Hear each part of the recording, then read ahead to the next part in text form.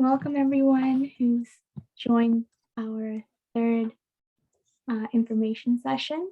This will be starting in a few minutes. We'll just wait for everyone to join in. Hi, Nancy. We're so glad to have you here as well. Hopefully we can answer all your questions, and we know it's an exciting time to get Trexo. Let's get started and we'll let everyone come in. So I can just introduce Marc. So this is Marc. He's our customer success manager at Trexo. So Marc, he handles all the troubleshooting, or he meets with you and your child once you have the Trexo to set goals and talk to you through any issues that may arise and set some goals. So Marc, I hand it over to you. Thanks so much. How you doing, guys? I'm Marc. That was Ramisa. I get to do the training and work with families after they get their Trexos. So basically, how it kind of works is once your device has been sent to you, then you and I get to start working together from there on. Actually, I help you a little bit before that too. So basically, when every kiddo's doing one of these, getting a Trexo for themselves, we asked the family to do a full-on assessment. So what I'm going to do is I'm going to show a little PowerPoint presentation here and kind of go through some points of stuff that we're going to talk about. And but basically, what we're going to I want to talk about the assessment stuff to make it easier for families to to do all this information, because there is a lot that we're asking. And then we'll kind of take it from there. So let me share my screen with you, and yeah, we'll see how it goes. Yes, and feel free to type out your questions or leave them until the end. We do have some time for answering any questions. So yeah, feel free to hold them until the end. Yeah, I'm sure we'll have lots of time at the end. Yes. Okay, so basically, when you first put your reservation down for the device, we ask you to fill out an assessment so we can properly assess the bits and pieces as well as the functional ability level of your child, so we can really tailor what we're going to be sending to your kiddo and make sure that it's going to be a successful situation for them. So when we're asking you to fill out this assessment, it's fairly lofty. It will probably take you at least an hour just to fill out the required information that we're looking for, because we're fairly thorough. We want to make sure that we get the fit exact for your kiddo.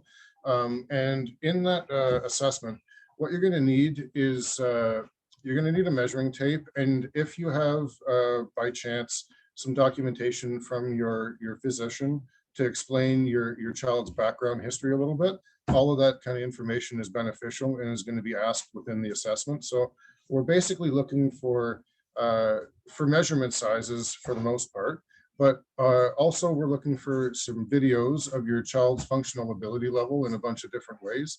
And we're also looking for their range of motion in videos as well as in photos, because we're going to use all of that information to set up the device tailored for them as best that we can. And that being said, the assessment's probably going to take you about an hour just to get all the information filled out. And if you happen to have somebody else there with you to help you do it, it's always beneficial, because taking the measurement photos of these kids taking the measurement photos of anybody is difficult if you're holding the measuring tape on them and trying to take the photo at the same time. So you almost need a second set of hands, because one's holding the measuring tape and the other one's taking the photo. So that's kind of why we recommend to have two people. If you're stuck and only have one person, what I would recommend is to take to get like a soft measuring tape and then just tape it onto your child's pants as best as possible to show the different leg lengths that we're looking for in the assessment, which is basically the point of rotation in the center of the child's knee on the side to where their foot makes contact with the ground. And then again, from that point of that same spot on their knee to that point of rotation on their hip, where you can feel the ball kind of stick out on the side of their hip. That's basically what we're looking for in the assessment, other than shoe size, which I'll get to in just a little bit, because there's a little bit more to talk about with the shoes. But basically, as far as it goes for the assessment, it's nice to have a second set of hands on hand if you got one, and it's probably going to take you longer than you think. But we're doing that intentionally because we're really trying to be thorough. So when we're doing those, what we're doing is we're reviewing the sizes and abilities for your kiddo, because we want this to best suit them. And all of our kids are snowflakes, and they all have different nuances to them. And there's a lot of adjustability and a lot of little bits and pieces that we can add and take off depending on your kiddo's functional ability level. And I want to make sure that we have all the right bits and pieces in the original deployment, so that when we send it to you, there's no having to go back and readjust things. So that's the need for such a thorough assessment. And when it comes, so we'll talk a little bit about the shoes. So what we've done at Trexo is we have a foot plate that fits onto the robotic leg, and that is basically what's going to hold your child's foot onto our system. But what we've done is we've designed these shoe plates, we'll call them, to fit the Billy's shoes. And so if the parents are looking for shoes that are going to work really well with this system, I'm always recommending families to get Billy shoes. And the other piece to the Billy shoes, if we can add it, is when we're using the Trexo, there's a lot of force that's being put on the back of the child's heel. And typically what ends up happening is if they're short shoes and they're not high tops, or the shoes that can lace up fairly high, is the kiddos' AFOs tend to slip right out of the shoes. So we're really looking for a pair of shoes that when they're zipped up or when they're tied up, that you can't physically pull the child's foot out when it's affixed on nice and tight. And the reason why we suggest Billy shoes is because they really easily go on over kiddos' AFOs, because they have the zipper down the side. And so just as a side note here, most families don't realize when they're out shopping for Billy shoes that, and I know because my son has many pairs of Billy shoes as well. But I started off buying the extra wides because he's got AFO. So I figured, he's got extra wide shoes, we're going to need the extra wides. And then I realized in successive purchases of Billy shoes that all the shoes come with multiple layers of insoles inside them. So if you unzip them and then start peeling the layers of insole out, there's at least 2, sometimes 3 layers of insole. And those are specifically designed so you can take them out and they fit better with AFOs. So you don't actually have to get the extra wides typically. You can get regular sized ones and they're going to fit just the same if you remove the insoles. And then, okay, so shoes aside, now talking about the Riftons. So the way we kind of do sizing at Trexo is is very different than your PTs do sizing for the Rifton. It's also very different than Rifton does sizing for the Rifton. Typically your PTs and your the Rifton themselves are measuring the child's height by their elbow height when they're determining whether or which size of a Rifton that we're trying to fit for that kiddo. And we don't do that because we're more concerned about the leg lengths and having enough room for the child's legs as well as the motors and that kind of a system instead. So we do our sizing a little bit differently, and I'm always tending putting kiddos in Riftons that are a little bit bigger usually than the PTs would recommend. But to be perfectly honest with you, there's lots of reasons behind it. And one is because we have to do upsizing. So we have 4 different sizes of Trexo, and we use only 3 different sizes of Rifton. So the small and the medium Trexo fit on the medium Rifton frame. The large Rifton holds the large Trexo, and the extra large Rifton holds the extra large Trexo. And there is some nuance between the medium Rifton and the large Rifton because you can take bits and pieces off one and the other and they're interchangeable. So like we can take the medium top and the large base and put them together to make like a hybrid size. But with that, I would also send the medium Trexo. Basically, it's kind of complicated, but what I'm trying to do is to get your kiddo into the biggest size of Trexo that we can so that we're not going to have to size them up in a very near kind of a future time. I'm trying to push it as far as we can before having to do the big jump from either a medium Rifton frame into a large one where the family's going to have to purchase the bigger size up, or the same thing with the Trexo. So when we change up in sizes with the Trexo, there's fees that are associated with them because we're having to take the device back and make it bigger and then ship it back to you that'll fit the bigger Rifton frame.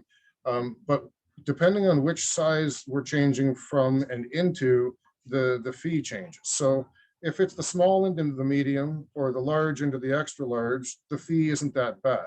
It's I think $2,500.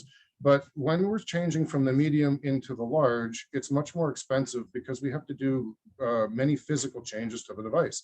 So what we're having to do is change the motors over completely. So there's a big difference between the medium and the large in the size of the motors, and the price associated with that change up is more drastic. It's a $10,000 upsize. So what I'm trying to do when I'm trying to get your kiddo who's maybe on the top end of the medium frame, if I can squeeze them into the large, is I'm trying to avoid the need for you to go into a larger size in a near time frame and avoid all the fees that are associated with that. And if I can squeeze them in there for a few months, and it might be oversized for them for 4 or 5 months, but ultimately it's probably going to save you about $15,000 in the long run. Anyway, that aside, that's kind of how we do the sizing for the Trexo and for the Riften, and how I make the determination as to what bits and pieces I think that you guys should order when you're either ordering your Riftens, or that I'm recommending what to pick, or if I'm picking them for you, because that's what I would pick on your behalf. Can I just chime in real quick on one thing? The upcharge for medium to large is actually $7,500. Okay. My apologies. No worries. Just No. because I do relay that to a lot of the families that are part of the call. So just in case there's any confusion. No. And a quick reminder, like the Riften would be the dynamic Riften pacer that you'd have to. Oh yeah, for sure. Get. That's a good point, actually. What we end up having a lot of the times is families purchasing their own Riften and not realizing that they need to have the Riften dynamic pacer as opposed to the Riften pacer. And we really need the functionality of the dynamic pacer, because it allows the frame to bounce up and down with each step that the child takes and really load the weight into their legs. And our system requires that ability to bounce for it to work at all. So there have been families in the past that don't have a dynamic pacer, and unfortunately that won't work with the Trexo. Okay, so after we've done the assessment and we've picked all the bits and pieces that we need and we've got it sent to your house and we're finally at the point where we're kind of able to do everything, what is going to happen is we're going to set up a 3-hour training session with myself. And how that kind of works is I've got a PowerPoint presentation that usually lasts about an hour and a half, maybe 2 hours, where I'm going through all the safety aspects and the hardware pieces and kind of how the software interacts with everything, and basically how everything is, how you're going to be able to use and function with the device, as well as look at all the previous activity history and all the information that gets saved on the tablet. That's usually about a 2-hour PowerPoint presentation, where during that presentation, we're doing some minor adjustments to the device and making sure all the bits and pieces are in exactly the place that we want them to be. So it's going to be in a comfortable spot for when we put your kiddo in eventually. And then the last hour of the training, if everything's going smoothly, is basically we're going to be fitting your child in there, figuring out their comfortable range of motion by moving their legs through the range. And the robot's going to be saving that range for us. And then picking a nice walking gait from within that range of the comfortable range that the robot just decided, and then taking your kiddo for a walk if everything goes the way that we want it to. Sometimes it doesn't, and we have to put things on hold and reschedule for another day. But at Trexo, we're kind of used to things needing to get put on the back burner, and it's not the end of the world if things happen to have to go that way. That being said, it doesn't happen all the time, and sometimes we have trainings that go flawlessly and everybody is super happy. But I just kind of stress to families that there's a lot of bits and pieces that are coming together to try and make all of this work at once, and there's a whole lot of pressure, and there doesn't need to be, because we can just not and come back to it. There's no need to stress out over all of it, because it really just takes away from the fun of the experience that it can be. So yeah, during that 2-hour presentation, we talk about all the safety stuff. We run through the hardware. We talk about how all the bits and pieces are going to function together, how you're going to be able to move all of these bits and pieces to better fit your kiddo, as well as how all the functions of the Riften, all the little white buttons, and how we can really optimize all the functions of the entire device to really fit it for your kiddo. And we'll talk about the Trexo chat app and the Trexo app itself. So basically, the Trexo itself always comes with a tablet, and the tablet is going to be your interface, your remote control, basically, for the Trexo. It's how you're going to be able to look at the previous activity history. It's how you operate the device by pushing play and changing the speed. It's also kind of how you can track how the progress has been and watch the child how. So what we have on there is called initiation score. And basically what that is, it's tracking how much effort that your child's putting into the device while they're going for walks. And we use that information to going forward to set goals, to challenge your kiddos through check-ins that we have, regular checkpoints going forward after the training. Because the other big piece with the Trexo that most families don't realize before getting one is that it's not just we're training you and then sending you off to kind of figure it out for yourselves. We have I've had some families refer to it as a concierge service, but basically what it is you have a chat app on your phone, and you can reach myself basically whenever you want. Just shoot me a text message if you ever have a question. And what I use that as a communication piece to go back and forth with families and help them do all their goal planning. And if anything kind of looks wonky, like if something has slipped out of place on the device, they can just send me videos of it. And we have back and forth all the time to keep an open line of communication and make sure that all these families are really comfortable with how they're able to use it with their kiddos, and that they're able to not run into any problems and kind of do what they were hoping to do with the thing in the first place. Okay. So that being said, the tablet. The tablet is the way we kind of use everything on the device. It connects, it has two different, so the Trexo, when we turn it on, has two different Wi-Fi signals that it sends out. One goes to the tablet to communicate back and forth, so you can use the tablet as your remote control. The other one goes back and forth to the Wi-Fi zone to get your internet. Not to say that this device has to be connected to the internet. You can go for a walk down the street with it, as I'm sure you guys have seen in videos and such, but it doesn't need to be connected to the internet. The only benefit to it being connected to the internet is we can take a look in the background and see if there's any updates that need to be sent to you, as well as do any troubleshooting and kind of help with any of the background computer stuff. But just so you know, it doesn't have to be connected to the internet to work. But once it's on and everything's kind of working, your tablet is going to be your interface piece for the whole device. And on the thing is where you're going to be able to take a look at, well, you'll be able to look at new sessions, start new sessions. There's a play and a pause button. We have a plus and a minus button that you can use to change the speed up and down in 5-step-per-minute increments. And there's lots of places on the device that you're able to take pictures of your kiddo with the little, what's it called, with the camera on the back of the tablet, and it saves it all in all the different screens. And just so you know, for privacy reasons, that's only on the tablet. We don't see that stuff. But that aside, it's where you're going to also be able to take a look at your kiddo's previous activity history, which is the meat and potatoes, really. Like, obviously, it's great that you can push play and make the device operate, but the fact that you're able to track your kiddo's progress is a fantastic situation. It'll show you the previous 10 sessions that the kiddo's done, and it'll show you how much, like how long the session lasted for, how many steps that they went on, how fast it was going, and their average initiation score. So when they're going around, the motors on the hips are going to be feeling how much effort that your kiddo's putting in, and it's recording the amount of time that your kiddo's putting the effort in. And then when the session's done, it's going to spit out an average score about how much of the time your kiddo was doing the effort versus how much of the time the robot had to do all the work by itself. And actually, there's been a recent update to the device where the initiation score, where it used to be averaged out between both legs, the software guys were able to figure out how to split that. And now we're able to see how much effort on either leg the kiddos are putting in during the walking period.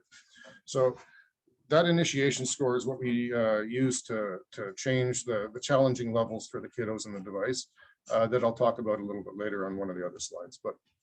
But it's basically our metric for success. Okay, so maintenance. As you know, when things get used a lot, they break down, and we want these things to be used a lot, so they're going to break down. That being said, lots of bits and pieces kind of wear down over time, but the robot's fairly robust, and it can pretty much handle a pretty good beating. When parts go down and need to be replaced, what we do is we ask you to take a picture of it in the chat and send it to me in the chat app so I can actually see which parts it are, so you don't have to kind of explain what it is because it can be confusing sometimes. And then after we know what parts they are, we send everything express shipping overnight as best that we can to get the parts back to you as quickly as possible. And then basically when the parts arrive to you, if they're fairly easy replacement parts, we'll just send instructions that go along with it. But some of our parts, as you can imagine, are a little bit more complicated to do repairs on. And we have our support team, myself and Ben and Davinia would be able to, basically the way it works is when the parts get delivered to you, we book video chats with you, and then we walk you through the repair process and everything that needs to get changed on the device. And just so you're aware, everything, it's like IKEA, everything on the device gets changed out with Allen keys. That we send a 6-piece Allen key set with each Trexo, and everything on the device can get taken out and put on with a set of Allen keys. It's pretty straightforward. And yeah, and Ben is always looking for something to do. So if there's ever maintenance issues, I'm sure he's got lots of time. But ways to kind of avoid having to hang out with Ben. There's certain things that you can't really avoid, like the shoes are just going to wear out from rubbing on the ground. But there are certain things that we can hopefully avoid, like with the batteries, for instance.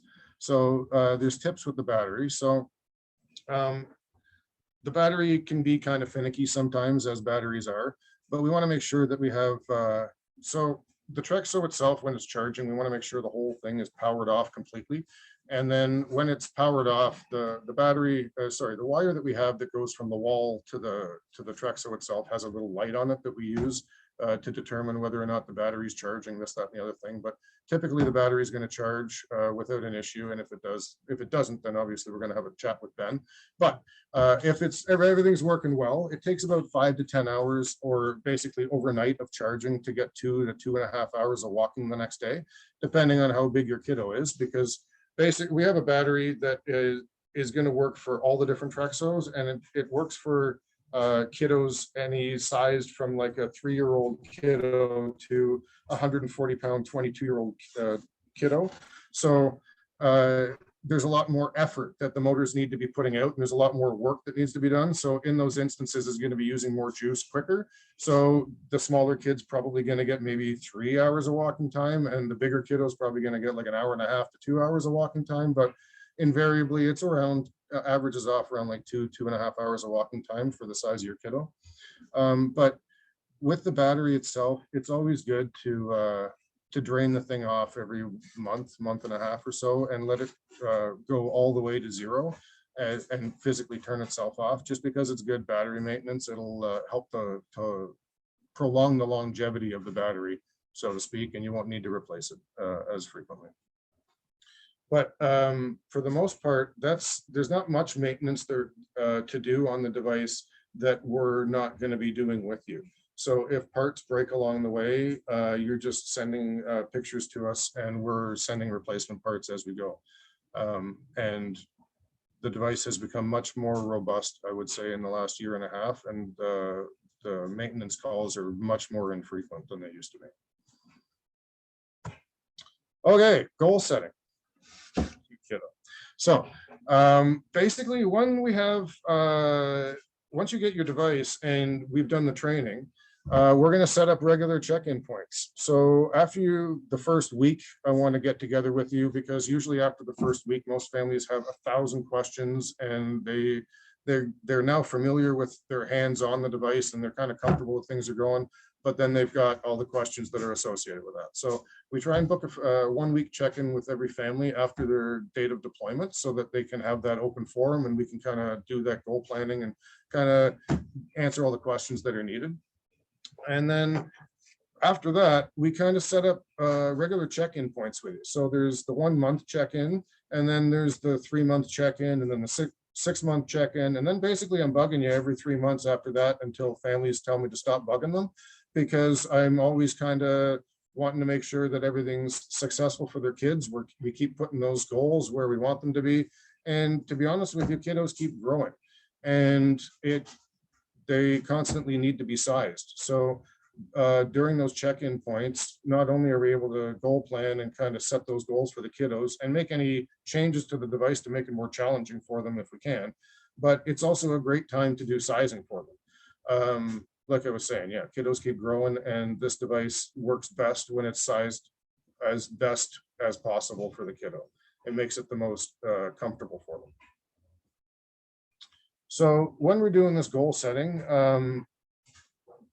so endurance, for instance, strength mode, for instance, when we're doing this goal setting, we can make the device more challenging for their kids. So when we send a device to a family, we typically send it in a mode called endurance mode, which means when we push play on the device, it's going to go through the walking pattern that I've established in it after the training.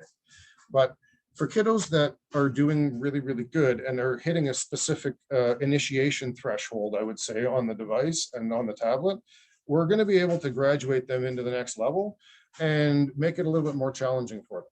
So what we can do is make the device more responsive to them and flip it into a different mode called strength mode. And what that'll do is it'll take the device from doing the regular walking pattern that it had been doing previously and reduce that down to be doing just little baby steps. And what it's doing during those baby steps is it's waiting for the initiation to happen from your kiddo. And then as soon as it feels that initiation, it'll go back to doing the regular walking pattern than it was doing before. So it works as a feedback loop for these kids that they have to do a little bit of work. Otherwise, the robot's not going to be doing what it used to do. So typically what I end up doing with kids is I start them in endurance mode for the first month, month and a half. And then once I see them hit that threshold percentage in their initiation that I'm looking for, then we flip it over into strength mode. And it just takes little baby steps until they put the effort in that they were before. And as soon as they put the effort in that they were doing before, then it does exactly what it was doing before. And the kiddo goes, oh, I have to do what I was doing before to make this thing do what I want it to do. And at that point is when we can kind of click into the kiddo that they have to be doing the effort. And that's when we start to see the initiation scores start to climb, because they know that they're effectively engaging the device and it's waiting for them to start it. And during those goal setting times is also when we can kind of make a plan for you and your kiddo as to when you're going to be using the device and how frequently that we can get in it, as well as how long of sessions and how to, like, some kiddos, for instance, like slower speeds, some kids like higher speeds. We can tailor all that stuff to you during those check-in points. So yeah, so goal setting for kids. Ideally, lots of families use a number of steps and step count as their goal for kiddos. Every family is different and has different ideals as to what they want for their goals to be. Some families just want to be physically in the device because it's offering. So just being in the device itself offers a lot of postural support and helps these kids kind of be, it's almost like a standing frame. And in fact, I'm going to talk about that in a little bit, but it is a standing frame as well. But it's just being in that position that's helping these kiddos, because they're building the core strength that's required to just be in that position, which is a lot of the puzzle, to be perfectly honest with you. Once we get the kiddos' posture aligned, that's the biggest piece to the puzzle of the whole Trexo, is getting those shoulders over the hips.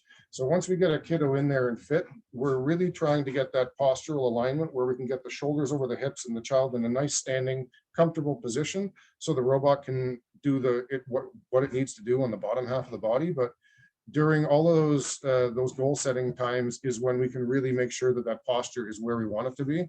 And honestly, that's where I've seen most of the benefits from these kiddos, is the postural control that they end up achieving just from being in the device.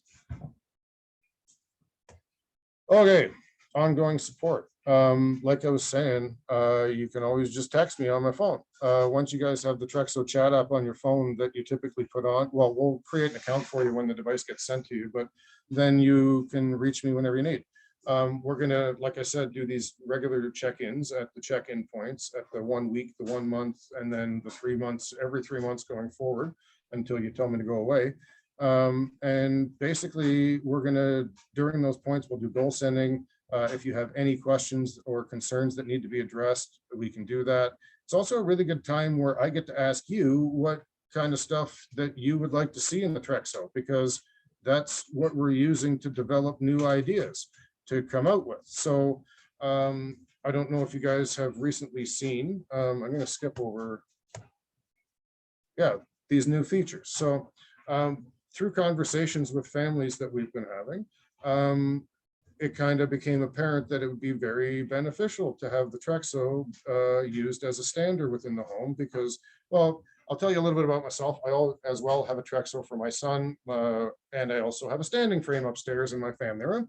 And it'd be really great to get rid of the standing frame if I could use that space and just have the Trexo there.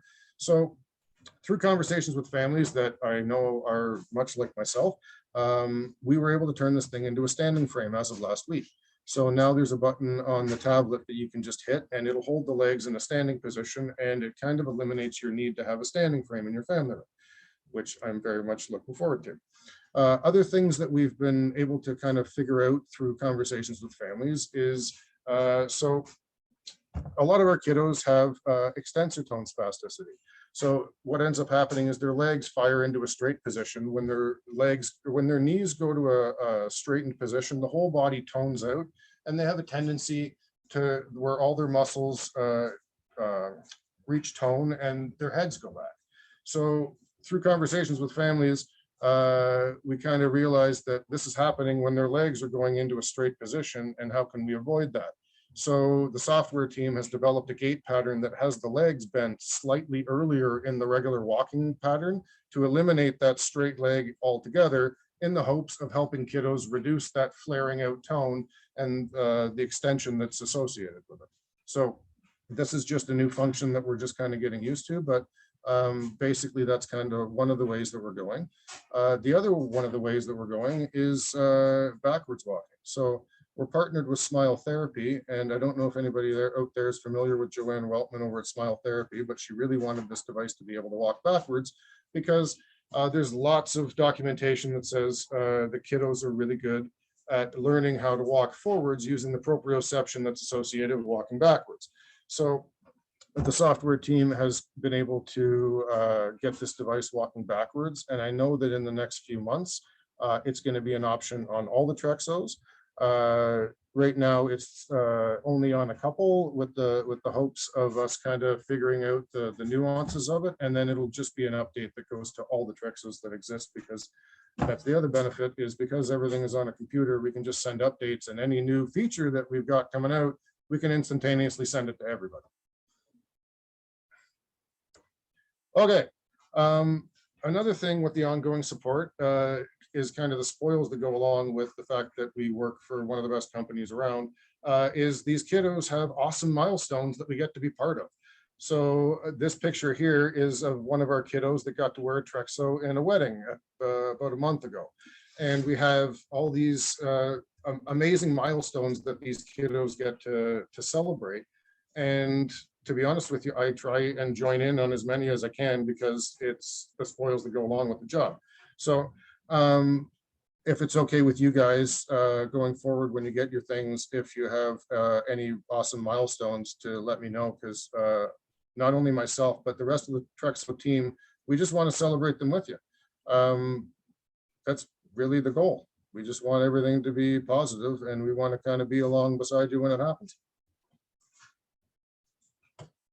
Okay, so as you can see here, Violet taking her 100,000 steps, my son Mitchell in his Halloween costume, and then some of our kiddos who came in for a walk at the Trexo open house with their report card showing how many steps they got. It's just really good to be part of the spoils that go along with an amazing device. Yeah, it's awesome to see all the smiles and all the children's stories. It's like so many different stories. It's awesome to be a part of that. Yeah, it's really fantastic.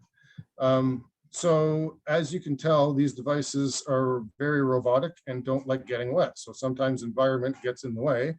And we have developed a treadmill, so you don't necessarily have to go outside. Obviously, I would prefer if kiddos go outside, because what I've seen when they go outside is their initiation scores are higher basically across the board, because it's a better experience. It's like, would you rather go for a jog outside or go on a treadmill? It's a no-brainer. But for instances when kiddos aren't able to use the device, and I live in Canada, so that's quite a few months of the year, we've got snow on the ground. So we have a treadmill and you can use it in your family room. It effectively works the exact same way. There's no motor to it. If you see in the photos here, it's a fairly thin device. There's no kind of arms that stick up on it anywhere. So you can slide the whole thing under your couch if you got a couch with high legs like I do.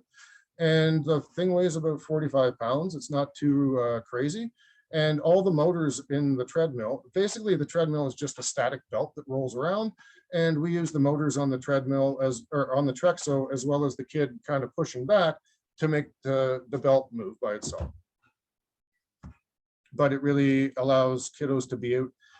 It changes the device from something that is just able to be used in fair weather, or if you have a giant space to use it in, to something that kiddos can use on a daily basis regardless. Okay, so again, we'll talk about problems and repairs. So for problems, basically what we're going to ask you to do is take pictures of them and send them to us in the chat app, so we know exactly what it is that we need to send you to avoid issues. And we send express shipping for all of our replacement parts, because we know that while these devices are broken, your kiddos can't use them. And that's the last thing that we really want. So we want your device to be fixed up as quick as we can. So we're going to send, if it's just a matter of shipping them a day or two earlier, then we're going to do that. The sizing, like I was talking about, we're going to be doing all of that in the check-ins.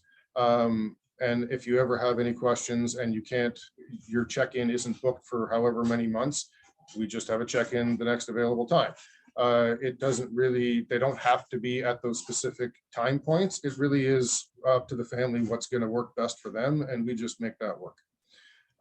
And sometimes that needs to happen more frequently than not. Like if you've got a kiddo who's putting a lot of force in different places on the device, sometimes things slip out of place and you don't know where they need to go back. So you can just send me a message in the chat app and say, hey, something doesn't look right. And you can send me a video of your kiddo, or you can send me pictures, or you can book a time with me.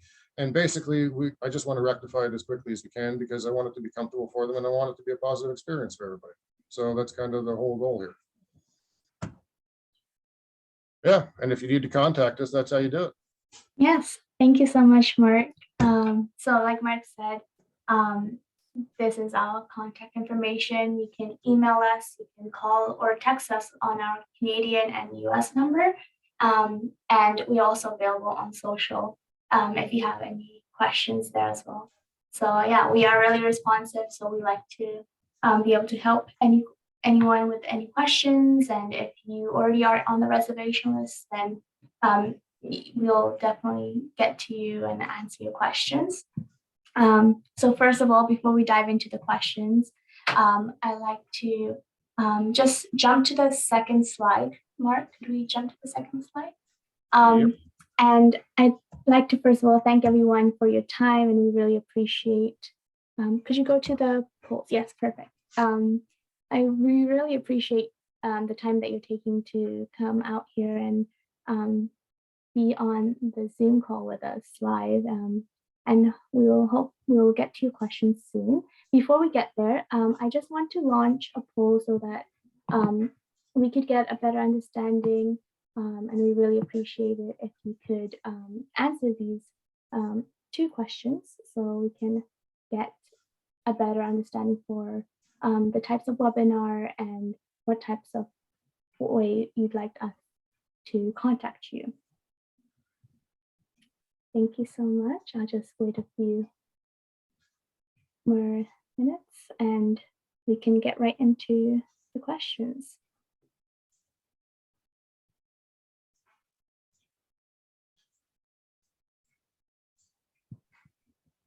And just a reminder that we will be sending out a resource sheet after this Zoom call with the information that we have discussed. That includes our contact information as well. So you can always message us with any remaining questions. Okay. Okay. So thank you. So we have a couple questions. I can start with the first one, which I think Allison may be able to answer. There's Monica asking about a nonprofit organization to start a fundraiser for her son so that it doesn't interfere with any disability and Medicaid income and benefits.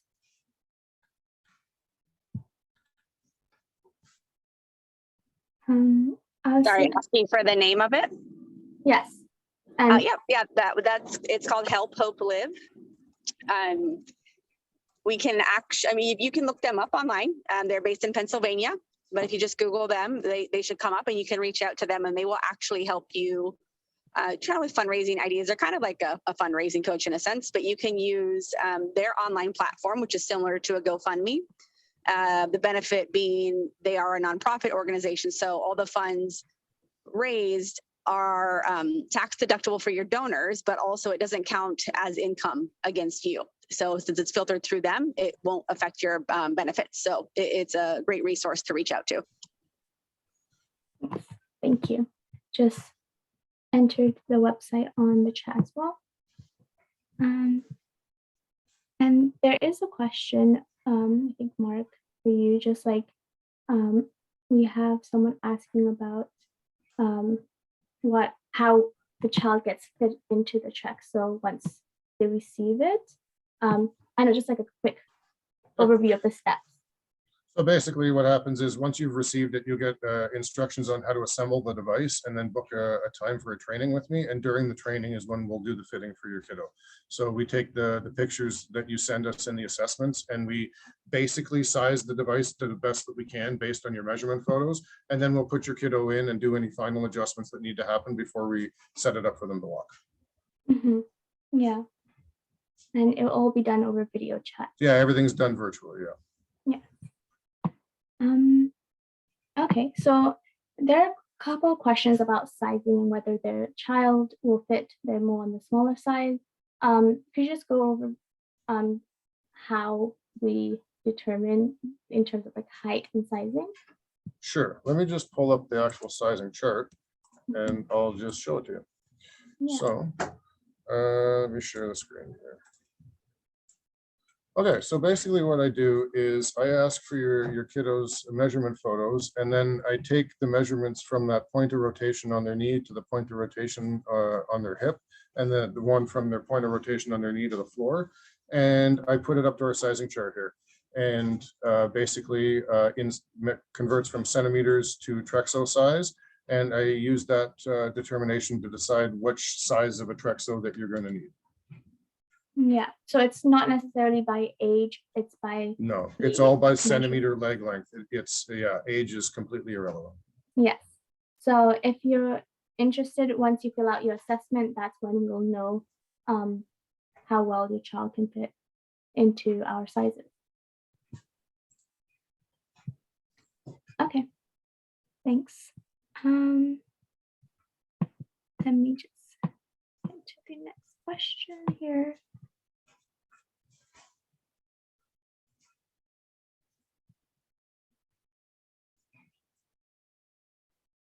Okay,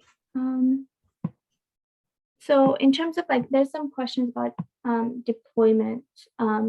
If you've already placed a reservation, you will receive updates on when it's deployed and all those emails from Trexo, either from Jade or Alejandro, you'll receive those emails. If you have any questions, you can always email us about your deployments and expected shipment date. So there's one person, so Nancy, she asks about extensor posture being a concern. Sorry? Extension posture. So the kid is pretty flexed back and probably in a lot of tone, and they're putting their head back. So typically kiddos that are in that extensor tone, we're doing one of two things. We're going to use that extensor tone support that I was discussing, that's going to help with the bent knees to kind of reduce that in the first place. But another thing that we're going to end up doing most likely is one of two things. Is one, slipping something down the back of the child's chest prompt to see if that's a little bit of a prompt is going to be enough to keep that kid's head forward. Sometimes I put like a little piece of cardboard there just as a prompt for just a short time to see if that's going to work. And if that works, then we'll find like I try and find cheap alternatives like a pool noodle, those floating foam tubes, and we'll put a piece behind the kiddo's neck just as a prompt to keep their head forward. But in the event that that's not going to be enough, and some of our kiddos have pretty high tone and can kind of really push back, we also have a headrest that we have that affixes onto the Riften, and a mount that goes along with it. For a while, we were trying to use other families' headrests and accommodate to it, and we found it to be incredibly difficult. So what we've done is recently we've switched over to do to supply our own headrest that is going to be supplied by Whitmire, and it's just going to be a standard pad. It's not going to have the head support from underneath, but for kids with extensor tone that are pushing back, that'll work perfectly. Yeah. And Mallory asked if this recording will be available. So yes, we will be sending out this recording of the webinar to you after it ends, probably around tomorrow. Okay. So Sarah has a question. She asked if there have been clients for whom like the Trexo was not a good fit for. So yeah, we've had a couple of kiddos. Typically, we have a list of contraindications or reasons why we would say kiddos shouldn't use the Trexo. Kiddos with weight bearing restrictions or whose hips are completely dislocated, we're looking for orthopedic clearance from their doctors to make sure that they're not going to be in any pain when they're in a weight bearing position, or that the range of motion isn't going to be causing any pain, because ultimately we don't want to be causing any pain to any kiddo for any reason. So that's kind of what we want to make sure of. And then sorry, I just got distracted. I just saw another question there. My apologies. So can you repeat the original question? Yes. So are there any, like, let me just bring it up again. Have there been clients that the Trexo was not a good fit for? So yeah, there was a couple of kiddos that are very big and strong that can overpower the device. Basically, if a kid has a lot of tone, like really, there are some kids that are really, really high on the spectrum of tone, and the device isn't going to work for them because we're not going to be able to turn the motors up to the point where we're going to force that child's leg, because we don't really want to be perfectly honest with you. It would cause that child pain and cause injury, and that's not the goal here. So for instance, I can explain a perfect scenario. I had recently 2 kiddos that were about 130 pounds. One was wanting to work with the device, and one of them didn't want to work with the device and wasn't liking the motion that was happening with them. The kiddo who did like the device and wanted to work with it, I was able to communicate with him and explain to him that he needed to kind of work with the device. Everything worked perfectly, much better than I was anticipating. The kiddo who decided that he didn't want to work with the device, he never got a foot off the ground. Mind you, this is a 130-pound, a fairly large-sized adult. But there are outlier situations where a kiddo wouldn't be a good fit for the Trexo. But in my 2 years, there's been very few kiddos that we've had to deny. Like I can count them all on one hand. Yeah. If you ever have a doubt, just just message us and we'll do the thorough assessment once you place your reservation. Yeah. Okay, so another question is, are you familiar with the Piedro shoes? They're asking if that's compatible with the foot plate. Yep. Yeah, totally. Any orthopedic shoes like that, they're not going to slip off.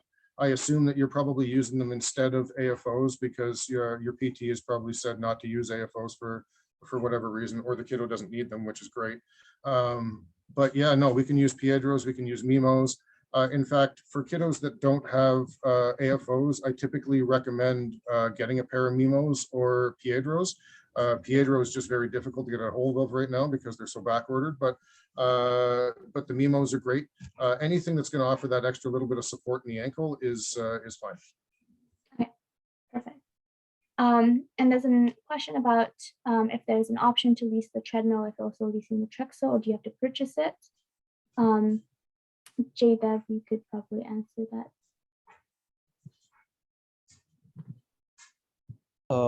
So the treadmill is actually a one-time purchase.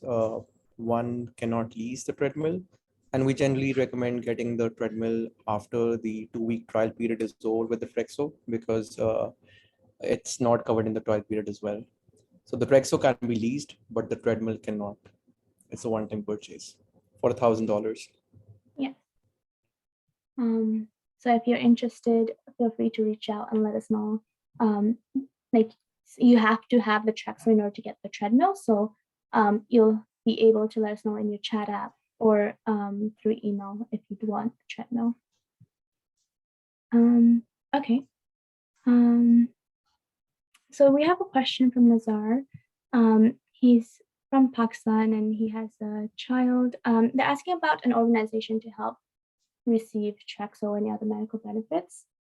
And right now, we don't have a list of like international organizations to help with fundraising, but we are like trying to build up our list of organizations. We have an organization, like a list of organizations within the US and within Canada, where you can go through and get possible funding and funding sources for your child to get a Trexo.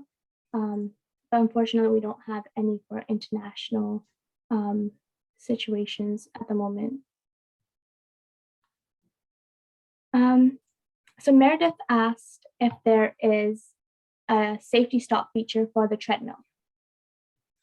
So the treadmill only works because the robotic legs are making it move backwards, and there's a big red emergency stop on the side of the robotic, on the side of the Trexo, that if there's ever an issue, you just slap that and everything stops. Right. So the treadmill is just manual and it's just the Yeah, walking. there's no power to the treadmill. It doesn't plug into the wall at all. Okay, perfect.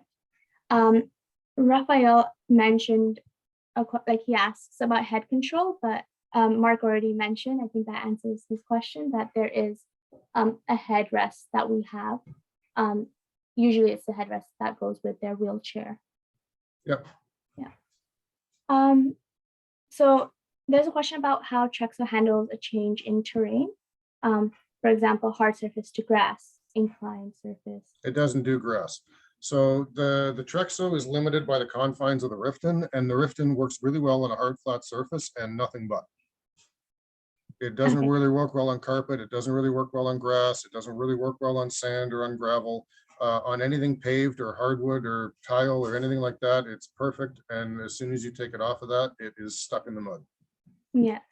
So far it's only on like flat surfaces. And Yeah, we are in the process of looking at the other Riften base that has the larger tires, and we're going to start working on seeing if we can use more variable terrain, but at this time we're confined by hard flat surfaces. Yeah. Okay. Lots of messages saying they're looking forward to having a call with you, and they've had a call with you this morning. So we have Yiling as a physiotherapist from Taiwan, and they're asking about how they can get a Trexo in Asia. You can connect with Allison at the like number or email that we presented. We'll add that to the resource list that we'll be sending out in your emails. So you can always reach out to us there, and we can talk about how that's a possibility. Yes, so we'll add the link to the size chart in our resource sheet for those asking for the size chart. Do you have a supplier in South America? Currently, we don't have a supplier. We are the team who ships out the Trexos. So if you are interested, just reach out again at our contact information, and we can see if we'll see how we can get you a Trexo. How can I get one in Qatar? Same process, just reach out to us and we'll provide you with all the details. Regarding international shipping, you do have to purchase in full, and if you have someone that can ship out the Trexo from either Canada or the US, that is the current option that we have, because we aren't able to directly ship out to a lot of international countries. How does a Trexo work with a kiddo who has contractures in his knees? Oh, okay. So the Trexo itself is able to handle up to 15-degree contractures on the knees and on the hips without any issue whatsoever. It's just when we put the kiddo's leg through the full range of motion, it's just going to recognize that the kiddo isn't able to go into those specific ranges, and then we'll never be able to pick those as for their walking angles going forward, because those are angles that the kiddo couldn't get into and were uncomfortable. So those are unpickable angles. But if a kiddo has contractures that are greater than 15 degrees, what we can do is send these parts called contracture blocks, that are these little plastic hard stops that'll fit in the front of the knee or in the back of the hip. And we can reduce that even further down to a maximum of 30 degrees that we can do in either flexion or extension on the hip or the knee. Okay, perfect. Time is running out, but we'll just answer one more question, a couple of questions. But how do you determine which direction the child would face in the Trexo? So if a kiddo can face backwards into the open side, I always want to try and go in that route so that the kiddo can do OT goals with their top half while they're working on PT goals with the bottom half. But if a kiddo needs the support from their arms and their to help with their upper posture, because like I was saying, it's really a matter of getting those shoulders over top of the hips. We need that posture to be right. So if the kiddo needs their arms to help with that, then they have to face forward, because that's where we have the arm supports. And if they don't necessarily need that, we can flip them the opposite way and have them face the open side. Yes, perfect. And Monica, you asked about nonprofits. So we have the list of nonprofits, and we will send that in the resource sheet. In terms of Trexos in Australia, Parthiv, I see a question. We can ship directly to Australia, but you will have to purchase in full for the international Trexo option. We actually have people from Australia coming here soon to get one as well. Yes, yeah. Well, those are basically all of the questions, and we'll include all the information that we added in the resource sheet. So keep an eye out in your emails. Thank you again for spending the time with us and listening and hearing about the Trexo, and thank you for doing the polls. If you ever want to reach out, we'll add all the contact information in our resource sheet. Thanks. Thanks, guys. Have a great day. Look forward to seeing you. Bye, everyone.